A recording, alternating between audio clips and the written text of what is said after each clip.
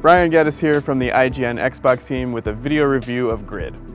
Grid is a new racing game developed by Codemasters for the Xbox 360, PlayStation 3, and PC. Its roots are in the Toka and Pro Race Driver series, but it's been built by the team behind 2007's rally racer Dirt, which means slick menus, top-notch presentation, and full damage modeling.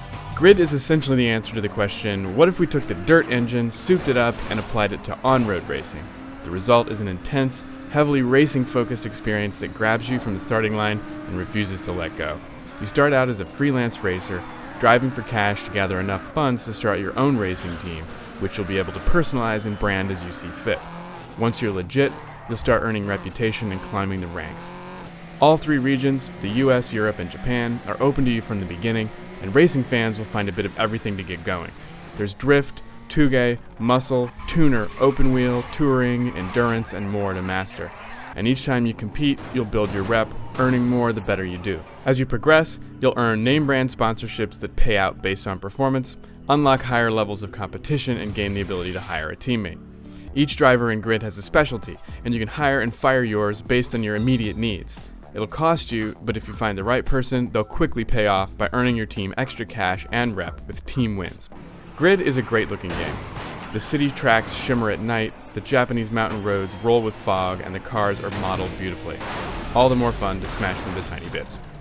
There's nothing quite like smashing a $1 million race car into a concrete barrier, then rewinding it to watch over and over again. Grid lets you do just that, and it never gets old. What does get a bit old is your team's pre-recorded dialogue, which is well done, but becomes a bit repetitive after a while. Your spotter only has a few ways to explain that a driver has spun out ahead of you, for example, and the same 4 lines begin to grate on your nerves a little bit after the 20th race or so. Add the lack of variety to the inconsistency of his calls, and you'll come to dislike your guardian angel a little bit more than you value his watchful eye. My other issue with Grid is its relatively low car count. There are 45 cars in the game, which at times feels a bit thin. It's true that unlike games like Forza Motorsport 2 and the Gran Turismo series, Grid is less about the cars than it is about the track time, but some races only give you one car choice, which feels a bit limited. Granted, these cars are some of the best in the world, but hey, more is always better, right?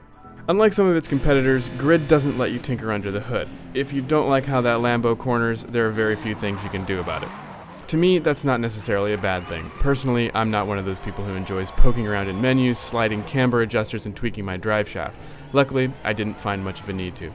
For the most part, I found that the cars in Grid handle extremely well, despite a somewhat steep but relatively short learning curve. Overall, Grid is a great title that deserves a serious look if you're at all a fan of racing games. It looks pretty, it runs smoothly, and it has managed to capture the soul of the racing experience. So that was a look at Grid, Codemasters' newest racing game. If you're a fan of racing games at all, Hillary Goldstein loves you, and make sure and check it out.